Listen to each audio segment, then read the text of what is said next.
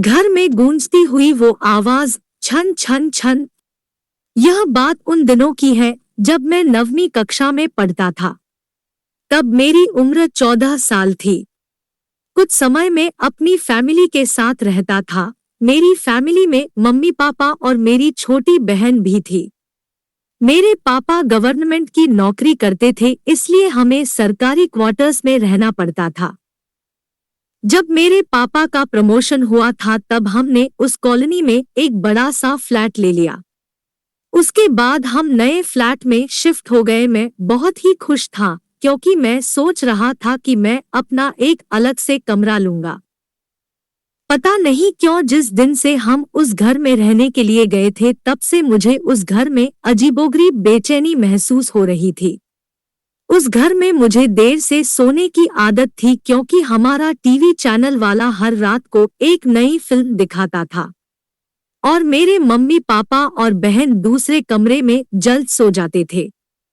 शुरू शुरू में तो सब कुछ ठीक था, लेकिन अचानक मुझे एक रात को जब मैं अपने बेड पर बैठकर मूवी देख रहा था तो अचानक मुझे रूम के बाहर से किसी की आवाज सुनाई दी। मुझे लगा कि मम्मी यहाँ पानी पीने के लिए उठी होगी। मैंने ध्यान नहीं दिया, लेकिन मैंने टीवी का आवाज थोड़ा धीमा कर दिया। लेकिन 4 से 5 मिनट के बाद फिर से वही आवाज आने लगी। वह आवाज किसी औरत के चलने पर उसके पायल की आवाज आती हो, जैसे कि छन छन छन। बिल्कुल ऐसे ही आवाज आ रही थी। मैंने टीवी का आवाज बिल्कुल बंद कर दिया, लेकिन बाहर से वही आवाज आ रही थी, छन छन छन।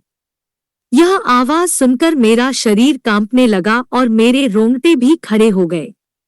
आवाज लगातार आ रही थी और 4 से 5 सेकंड के लिए सुनाई देती थी, उसके बाद बंद हो जाती थी। बाद में 3 से 4 मिनट के बाद फिर से छन छन छन, जैसे कि कोई भारी पायल पहन कर चल रही हो।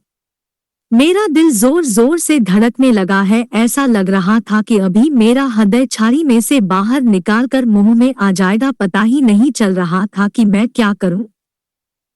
मैंने सोचा कि मैं अपने मम्मी पापा को भी उठाकर उनसे सारी बातें बता दूं।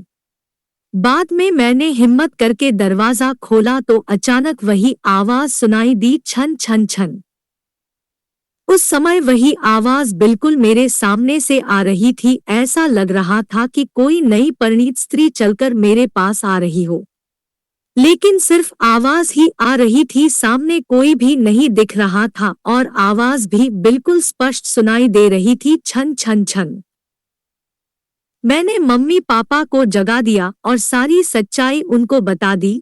मेरे पापा इस बात को मानने के लिए बिल्कुल तैयार नहीं थी, वैसे भी वह सब पूरी तरह नींद में थे। किसी ने मेरी बात पर ध्यान नहीं दिया। बाद में मैं अपनी मम्मी पापा के साथ उनके कमरे में सो गया। ऐसे ही 3 से 4 दिन निकलने के बाद एक रात को फिर से वही आवाज सुनाई दी, छन छन छन। बाद में मुझे उस आवाज की आदत पड़ गई।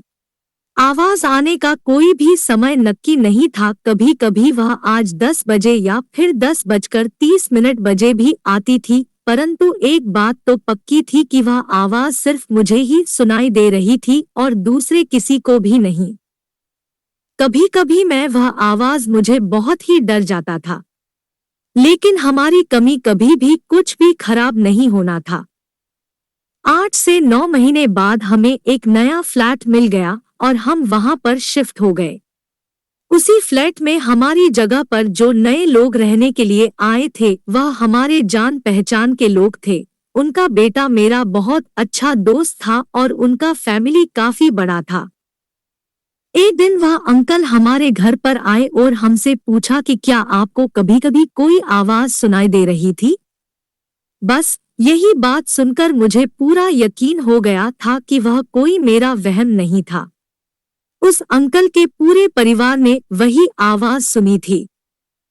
आखिर में मेरे मम्मी पापा को यकीन हो गया कि मैं झूठ नहीं बोल रहा था। बाद में उन लोगों ने घर में पूजा पाठ करवाया। हमने यह बात जानने की कोशिश की थी कि उस घर में आखिर हुआ क्या था। तब जाकर पता चला कि उस घर में एक नहीं बल्कि 6 आत्माएं रह रही है। उस बात को 14 वर्ष हो गए और अब मैं बड़ा हो गया। मुझे पता नहीं है कि क्या आज भी वही आवाज सुनाई दे रही है या नहीं, लेकिन आज भी मैं उस आवाज के बारे में सोचता हूँ तो मेरे मन में एक अजीब सा डर लगने लगता है।